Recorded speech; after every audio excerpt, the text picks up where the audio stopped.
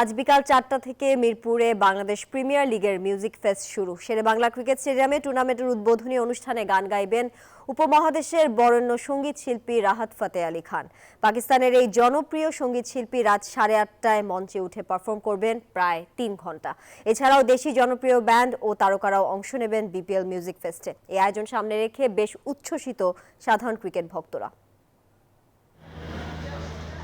30 December মাঠে গড়াবে দেশের ঘরোয়া ক্রিকেটের সবচেয়ে বড় আয়োজন বিপিএল। টুর্নামেন্ট ঘিরে ব্যস্ত সময় পার করছে বাংলাদেশ ক্রিকেট বোর্ড।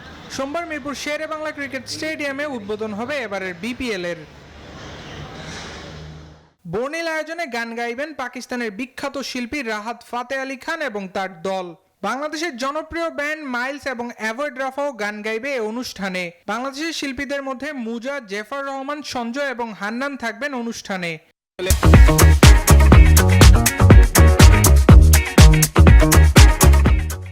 অনেক খুশি টিকিটটা পেয়ে। রাহাত ফাতে আলী আমি অনেক বড় একটা ফ্যান, এর জন্য আর কি মূলত টিকিটটা নেওয়া। এই প্রথম ফার্স্ট টাইম আমি ফেস টু ফেস মানে সামনাসামনি দেখতে পারবো তাকে, তো অনেক উৎসাহিত ভাই আমি।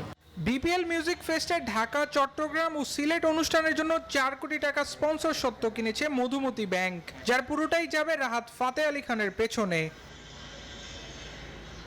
এদিকে কমানো হয়েছে বিপিএল মিউজিক ফেস্টের টিকেটের মূল্য।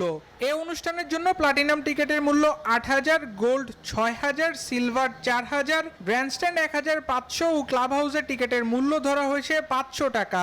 ভেরি এক্সাইটেড, টিকিট পেয়েছে, এটা খুব আনন্দ। মিরপুরে এই অনুষ্ঠান ঘিরে সতর্ক অবস্থানে আইন শৃঙ্খলা বাহিনী, সেই সঙ্গে জনসাধারণের চলাচলে আরোপ করা হয়েছে বেশ কিছু বিধিনিষেধ। আল দাইয়ান, নিউজ 24, ঢাকা।